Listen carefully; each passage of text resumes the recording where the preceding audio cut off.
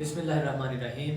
Dear students, I am Faisal Ayyaz और आज हम स्टार्ट करने जा रहे हैं एफएससी पार्ट 2 का सब्जेक्ट मैथमेटिक्स, इसकी एक्सरसाइज 7.2। जी, तो एक्सरसाइज 7.2 जो है इसमें कोई भी इतनी नई चीज़ नहीं है।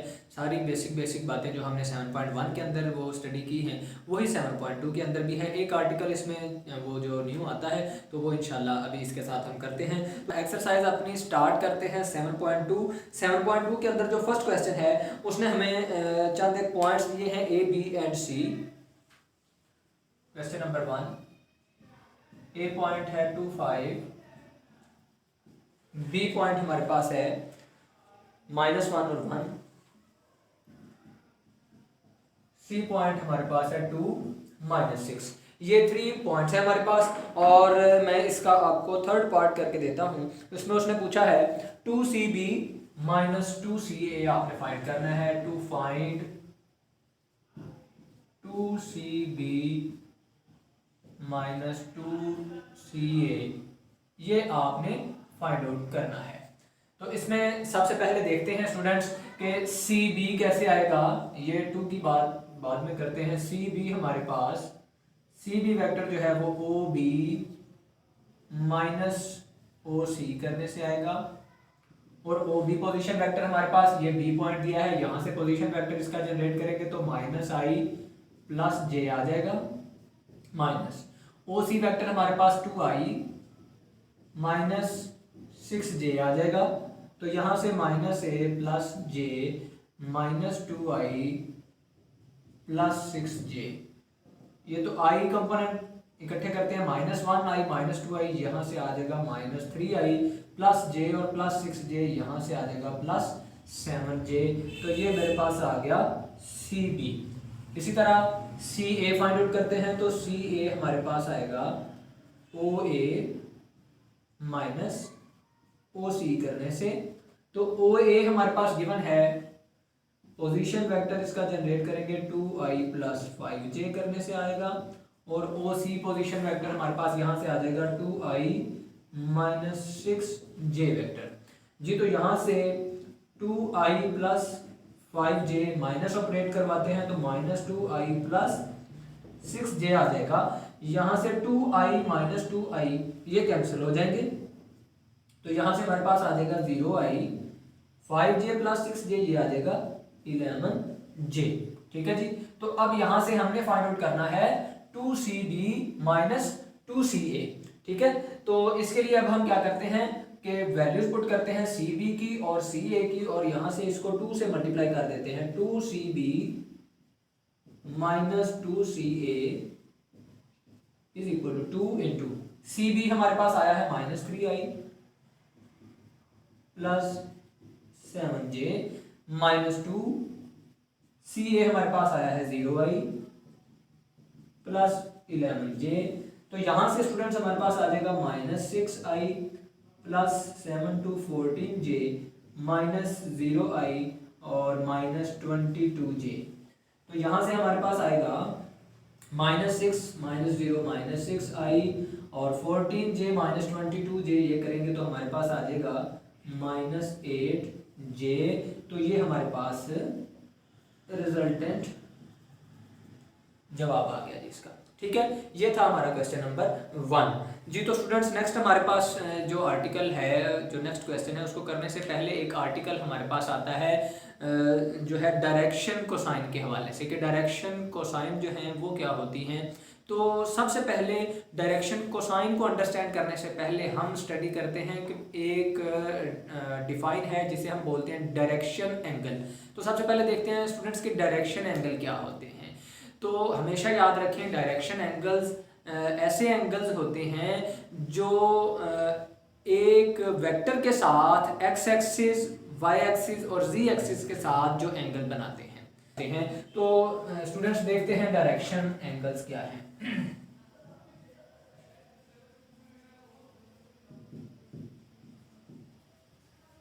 डायरेक्शन एंगल मैं आपको यहाँ पे इसकी प्रॉपर डिफाइन जो है वो नोट डाउन नहीं करूँगा, वो आप बुक से देख लीजिएगा। मैं आपको यहाँ से इसका थीम जो कंसेप्ट है वो अंडरस्टैंड करवा देता हूँ। तो डायरेक्शन एंगल, इसकी डेफिनेशन कुछ आप यूँ करेंगे, the angles which are making by a vector with x axis, y axis and z axis are called direction angles. तो लेट्स सपोज हमारे पास ये एक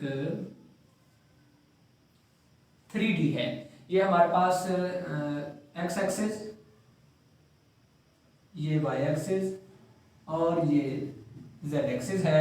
तो यहाँ पे अगर हमारे पास एक पोजीशन वेक्टर कोई r है, ठीक है, अब ये हमारा x एक्सिस के साथ इस वेक्टर का पोजीशन वेक्टर का जो एंगल बन रहा है वो हमारे पास अल्फा, y एक्सिस के साथ बीटा और विद द z एक्सिस यहां से हमारे पास गैमा जनरेट हो रहा है। तो यहां से हमारे पास अल्फा, बीटा और गैमा, ये जो 3 एंगल्स आ रहे हैं with the vector position vector r, ये एंगल हमारे जो हैं वो डायरेक्शन एंगल्स कहलाते हैं। तो यहाँ पे हमारे पास हुआ where alpha, beta, gamma are direction angle. ठीक है स्टूडेंट्स, तो ये हमारे पास अल्फा, बीटा और गैमा जो है ये डायरेक्शन एंगल्स को रिप्रेजेंट करते हैं जी। तो ये हमने 3D बनाई है। तो अक्सर स्टूडेंट क्वेश्चन कहते हैं कि सर ये जो 3D आपने बनाई है इसमें जो तीनों एक्सेस होते हैं वो तो एक दूसरे पर परपेंडिकुलर होते हैं, ठीक है, तो यहाँ पे ये परपेंडिकुलर नहीं शो हो रहा। तो देखिए हम यहाँ पे जस्ट 2D जो है यानी 2 डायमेंशन फॉर्म जो है वो जनरेट कर सकते हैं। 3 डायमेंशनल फॉर्म जो है व्हाइट बोर्ड पे यहाँ पे वो रिप्रेजेंट नहीं कर सकते। तो उसके लिए मैं आपको यहाँ पे बताता हूँ कि ये हमारे पास एक्सिस जो है वो इस पर परपेंडिकुलर है और ये जो 3D है, 3rd डायमेंशनल है हमारे पास, वो कुछ इस तरह से आती है। ये जो मैंने मार्कर रखी है कुछ इस तरह से ये हमारे पास है, ये वाली फॉर्म हमारे पास है 3rd एक्सिस की, यानी ये वाला एक्सिस जो है इस पर भी परपेंडिकुलर है और इस पर भी परपेंडिकुलर है, और फिर ये y एक्सिस जो है इस पर भी परपेंडिकुलर और इस पर भी परपेंडिकुलर है। एज इट इज जो z एक्सिस है वो इस पर भी परपेंडिकुलर है और इस पर भी परपेंडिकुलर है। तो कुछ इस अंदाज से ये जो हमारे पास एक्सिस हैं ये परपेंडिकुलर होते हैं। तो अगर आप गौर करें कि आप अपने क्लासरूम के कॉर्नर में देखें तो वो कॉर्नर में आपके पास एक 3D बनती है, तो वहां पे आप देखेंगे कि वो तीनों डायमेंशंस हमारे पास जो हैं वो परपेंडिकुलर जनरेट हो रहे होते हैं। तो लिहाजा यहाँ से हमें पता चलता है कि अल्फा, बीटा और गैमा जो हैं ये हमारे डायरेक्शन वो एंगल्स हैं जी। तो डायरेक्शन एंगल्स के साथ ही मैं आपको थोड़ा सा अंडरस्टैंड करवाने के लिए यहाँ पे हम 2 डायमेंशन फॉर्म लेते हैं, यानी x एक्सिस और y एक्सिस को लेते हैं और फिर वहां से मैं आपको वो शो करवाऊंगा कि कैसे डायरेक्शन को साइन आती है हमारे पास। लेट्स सपोज मैंने यहाँ पे एक x एक्सिस लिया और एक y एक्सिस, ये x एक्सिस है, ये मेरे पास y एक्सिस है और यहाँ पे करके मेरा जो है वो पोजीशन वेक्टर r जनरेट हो रहा है। तो ये विद द x एक्सिस यहाँ पे जो एंगल बना रहा है उसको कहते हैं अल्फा, ठीक है। तो अगर मैं यहां से प्रोजेक्शन ड्रा करता हूं तो अब आप यहां से गौर करें कि ये मेरे पास यहां से यहां तक जो है ये x एक्सिस वाला है पोर्शन, तो मैं इसको कहूंगा कि ये x है और डिवाइडेड बाय ये r है। तो इसकी डायरेक्शन को साइन फाइंड करने के लिए मैं लिखूंगा x over r is equal to cos alpha, related angle इसका अल्फा। तो सिमिलरली अगर मैं सब में ये जाके यही करता हूं तो यहां से फिर मेरे पास जो है सिमिलरली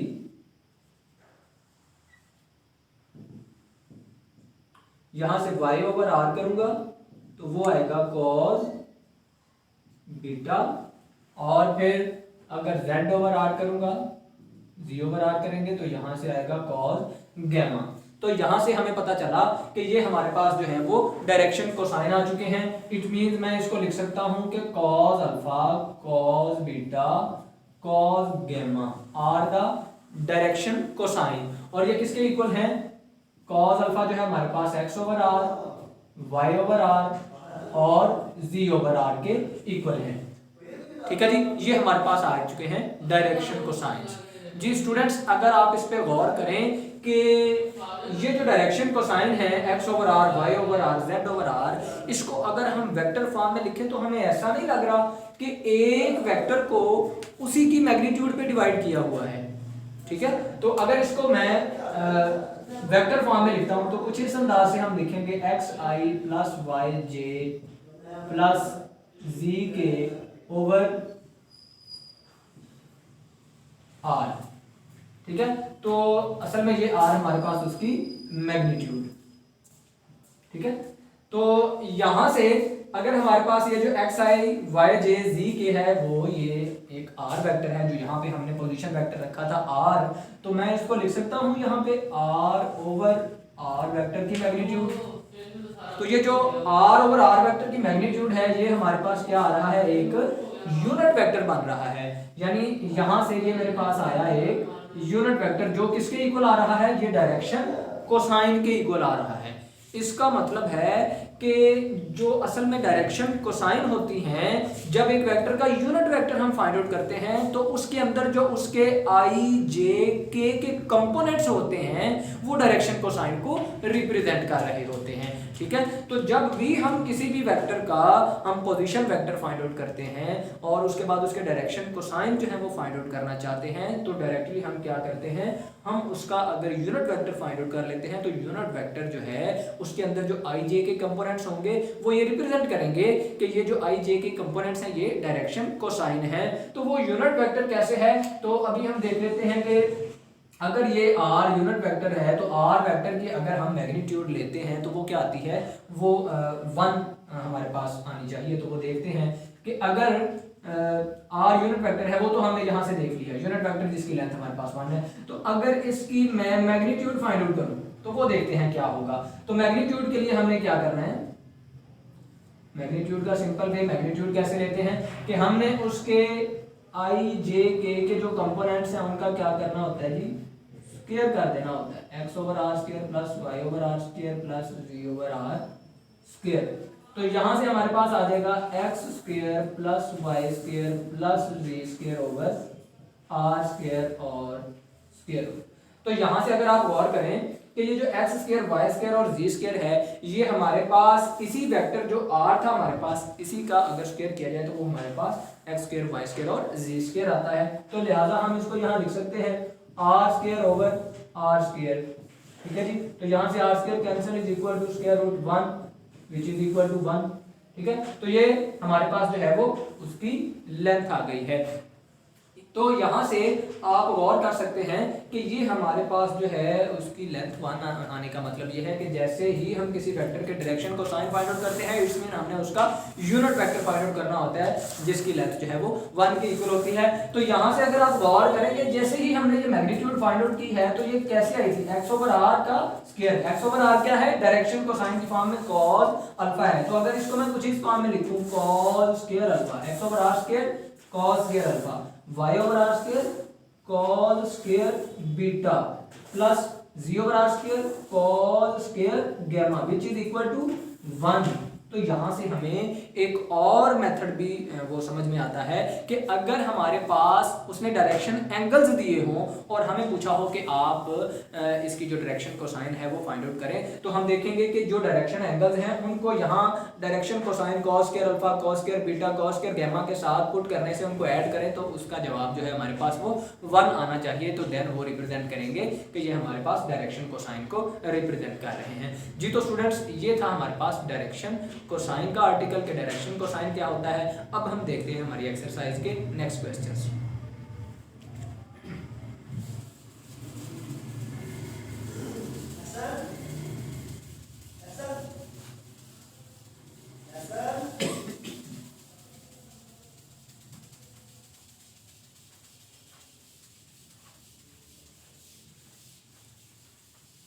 तो स्टूडेंट्स आज हम करने जा रहे हैं क्वेश्चन नंबर 1 से लेकर क्वेश्चन नंबर 6 तक और क्वेश्चन नंबर 11 और क्वेश्चन नंबर 10। क्वेश्चन नंबर 1 हम कर चुके हैं और अभी हमारे पास जो क्वेश्चन नंबर 2 है वो सेम एज इट इज जैसे क्वेश्चन नंबर 1 किया है। तो क्वेश्चन नंबर 3 है हमारे पास जिसमें उसने पूछा है find the magnitude of the vector v and right the direction cosine of the vector v।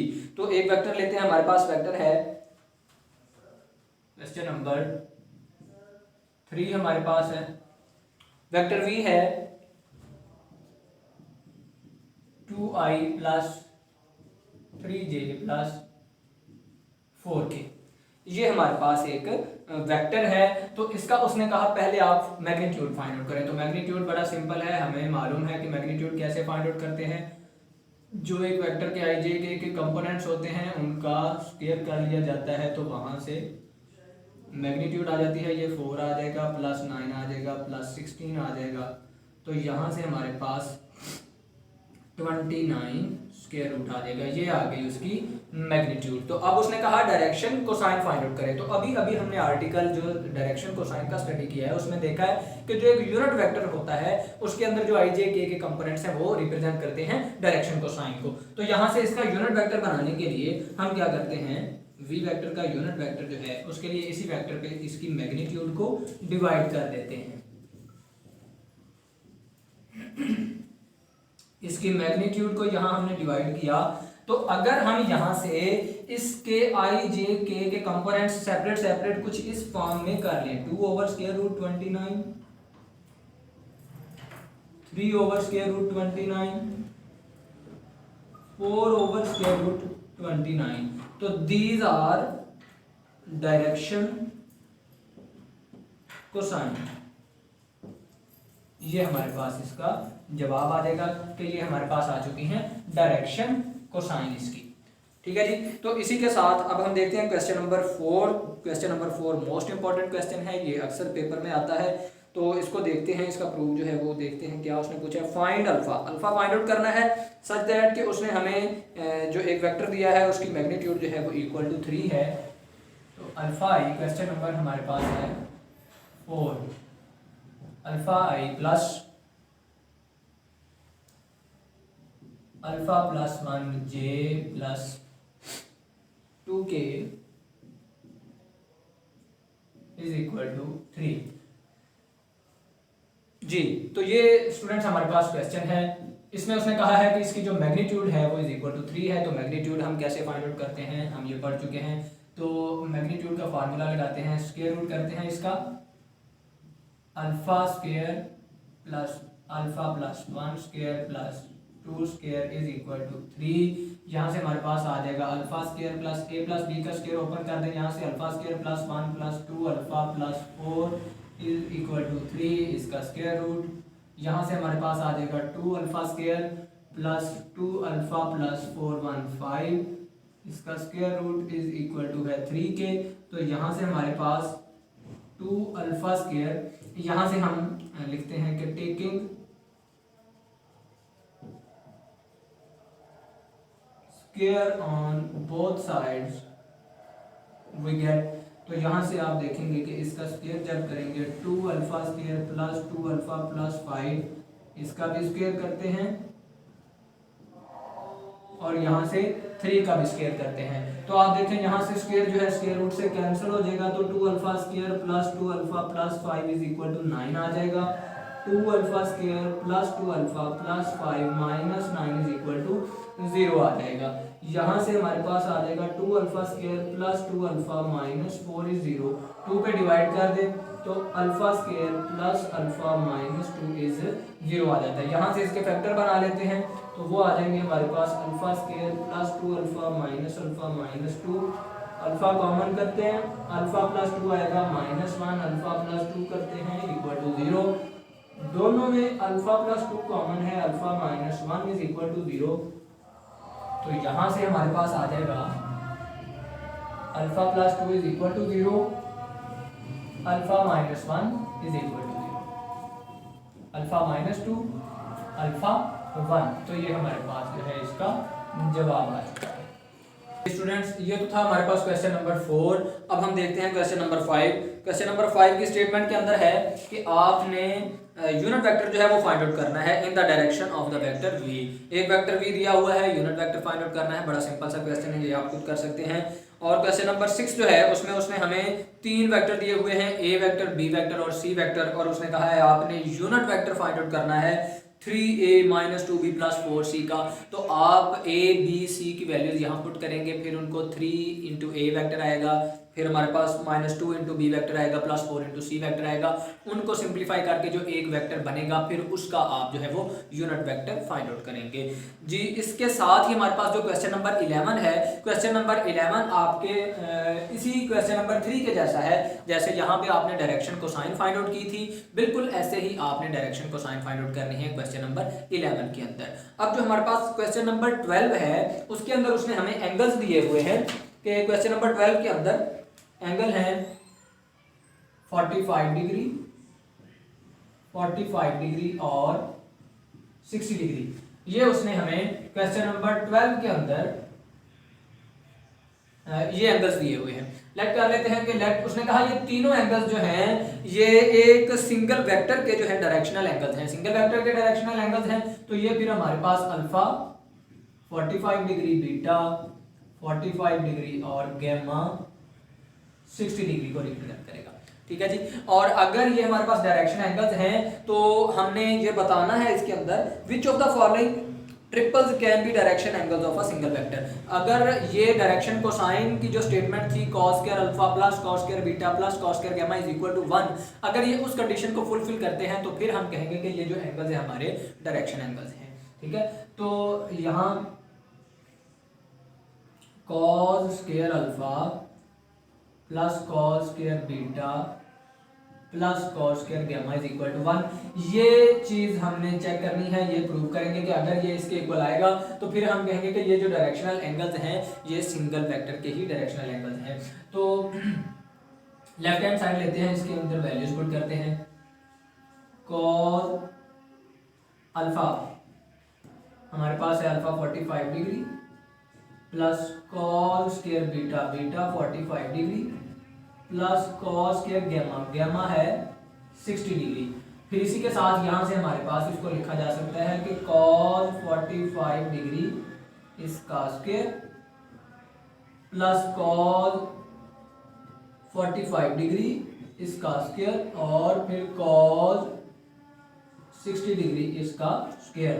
तो यहाँ से स्टूडेंट्स हमारे पास आ जाएगा cos 45 होता है 1/√2, इसका स्क्वायर आएगा प्लस 1/√2 इसका स्क्वायर आएगा और cos 60 डिग्री जो होता है वो होता है हमारे पास 1/2। तो यहाँ से मेरे पास आएगा 1/2 प्लस 1/2 प्लस 1/4, एलसीएम लेंगे 4 आएगा हमारे पास, तो 2 plus 1 which is equal to 5/4। So 5/4 जो है which is not equal to 1, तो हम ये कहेंगे these directional angles are not the angles of the single vector. ठीक है स्टूडेंट्स, तो ये हमारे पास क्वेश्चन नंबर 12 था। आज का लेक्चर हमारा यहाँ पे इख्तिताम पजीर होता है। उम्मीद है आज का लेक्चर आपको बड़े अच्छे से अंडरस्टैंड हुआ होगा। अगर आपको हमारी वीडियो से रिलेटेड कोई भी क्वेश्चन हो तो आप हमारी वीडियो पे कमेंट कर सकते हैं, और अगर आपको हमारी वीडियो अच्छी लगी हो तो हमारी वीडियो को लाइक कीजिएगा, शेयर कीजिएगा और हमारे चैनल को ज़रूर सब्सक्राइब कीजिएगा ताकि हमारी हर आने वाली जो नई वीडियो है वो आप तक बआसानी पहुँच सके। इंशाअल्लाह ताला हम अपने अगले लेक्चर के अंदर जो इसके रिमेनिंग पार्ट्स हैं उनका आगाज़ करेंगे। तब तक के लिए इजाज़त दीजिए। अल्लाह हाफिज़।